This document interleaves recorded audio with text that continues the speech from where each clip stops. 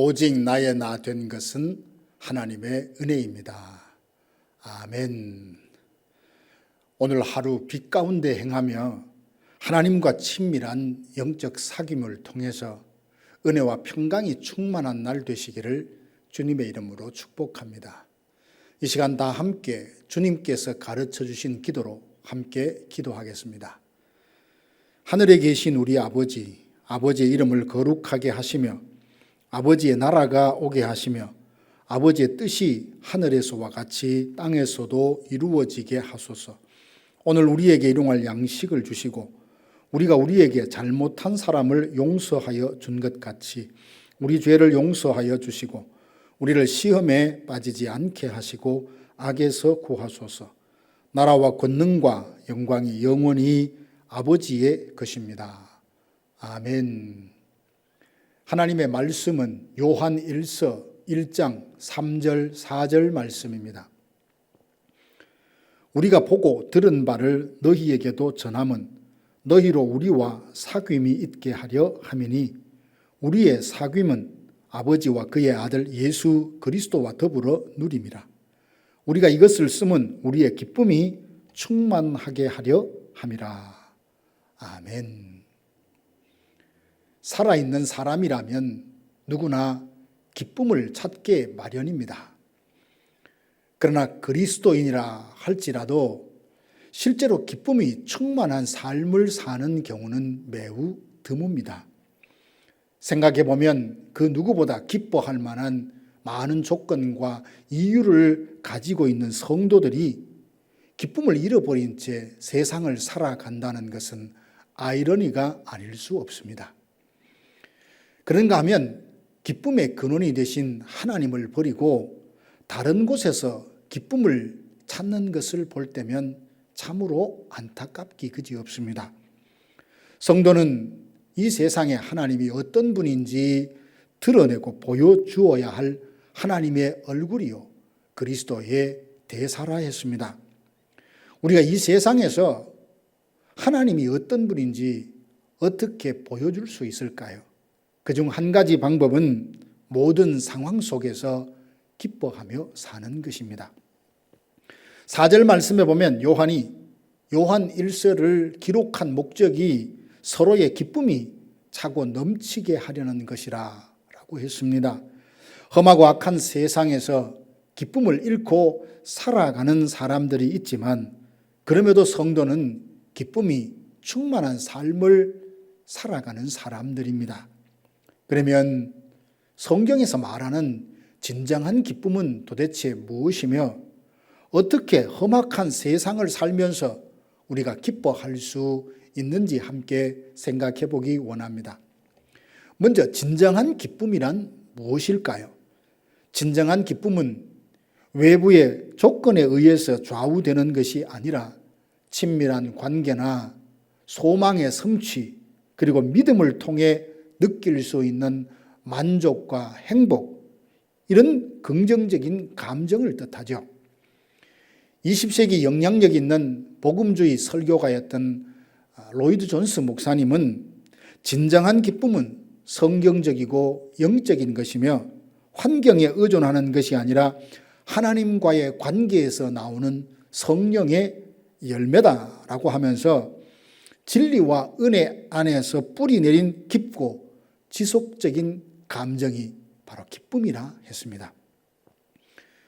진정한 기쁨은 감각적인 쾌락과는 구분되는 것으로서 인간의 노력이나 외부적인 조건을 통해서 오는 것이 아니라 하나님과의 올바른 관계를 통해서 누릴 수 있습니다.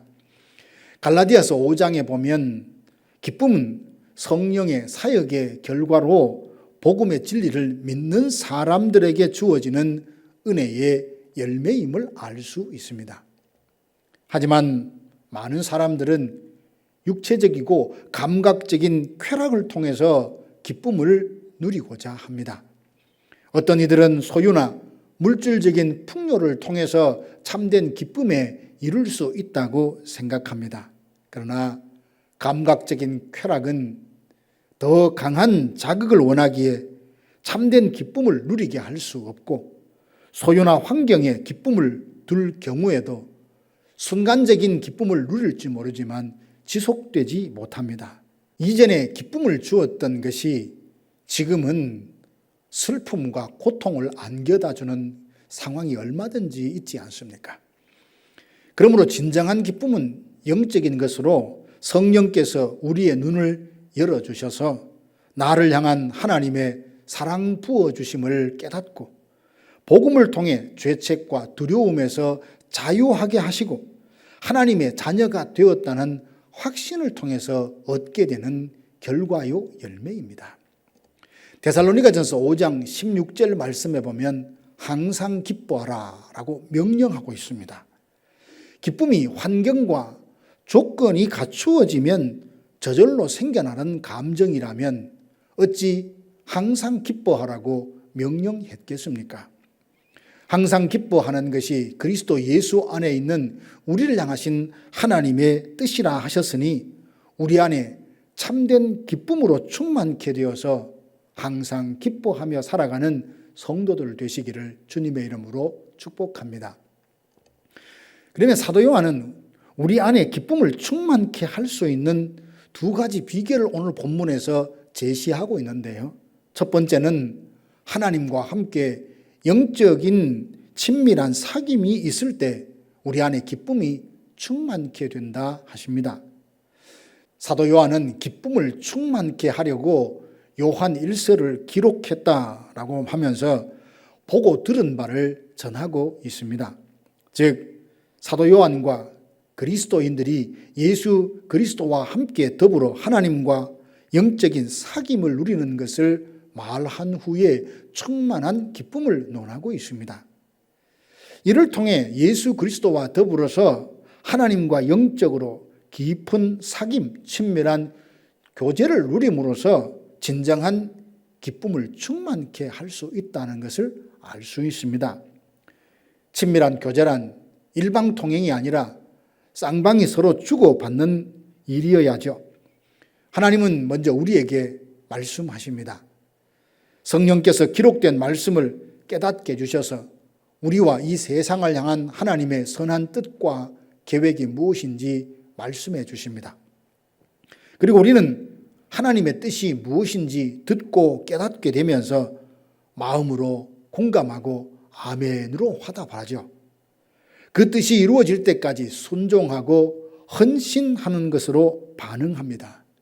이처럼 하나님은 말씀하시고 우리는 순종하며 헌신하는 반응을 통해서 친밀한 영적 교제가 이루어지는 겁니다.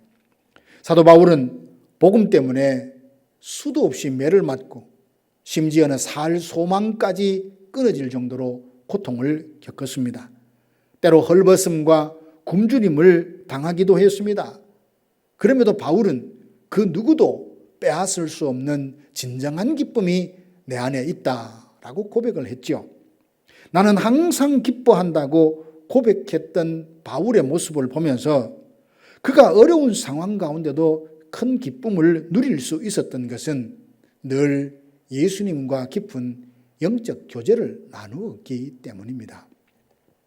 두 번째로 친밀한 교제를 누리려면 서로 사랑해야 합니다.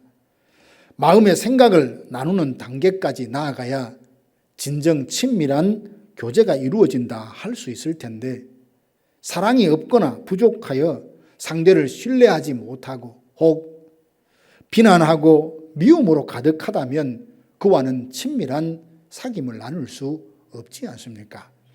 바리새인들은 율법을 지키는데 얼마나 열심이었는지 모릅니다. 그러나 예수님이 그들을 볼 때에 그들은 외식하는 자였고 위선자였습니다. 왜냐하면 입술로는 하나님을 사랑한다 하면서도 그의 실제적인 마음은 하나님과 멀어져 있었기 때문입니다. 누구든지 하나님을 사랑하노라 하고 그 형제를 미워하면 이는 거짓말하는 자니 보는 바 그 형제를 사랑치 않는 자가 보이지 않는 하나님을 사랑할 수 없다고 했죠. 서로 사랑하지 않는다면 하나님을 알지도 못하니 어찌 사랑 없이 하나님과 형제와 진실한 그리고 친밀한 사귐이 가능하겠습니까? 성령께서 우리 마음에 하나님의 사랑을 부어 주시기를 소망합니다. 그래서 그 사랑을 힘입어서 형제를 사랑하고 하나님을 사랑하되 행함과 진실함으로 사랑하여 예수님과 함께 늘 기뻐하는 성도들 되시기를 주님의 이름으로 축원합니다. 사랑하는 성도 여러분, 이 세상은 기쁨을 잃어버린 채 살아가지 않습니까? 그들에게 하나님이 어떤 분인지 알려주어야 될 의무와 책임이 있는 우리 성도들은 모든 상황 가운데 기뻐함으로 그들에게 하나님이 어떤 분인지 드러낼 수 있습니다. 날마다 하나님과 그리스도와 더불어 친밀한 영적 사귐을 나누시고 성령께서 우리 마음에 하나님의 사랑을 부어주셔서 진정 기쁨이 충만한 성도들이 되어서 우리의 삶을 통하여 세상으로 하여금 하나님이 어떤 분인지 알게 해주는 성도들 되시기를 주님의 이름으로 축원합니다. 다 함께 기도하겠습니다. 지금은 우리 구주 예수 그리스도의 은혜와 하나님 아버지의 크고 놀라우신 사랑하심과 성령의 위로교통 충만케 하심이 우리 안에 하나님이 주시는 진정한 기쁨으로 충만케 되어서 이 세상에 하나님이 어떤 분인지 드러내고 나타내리라 다짐하는 사랑하는 성도들 머리 위에 이제로부터 영원토록 함께 있을지어다. 아멘.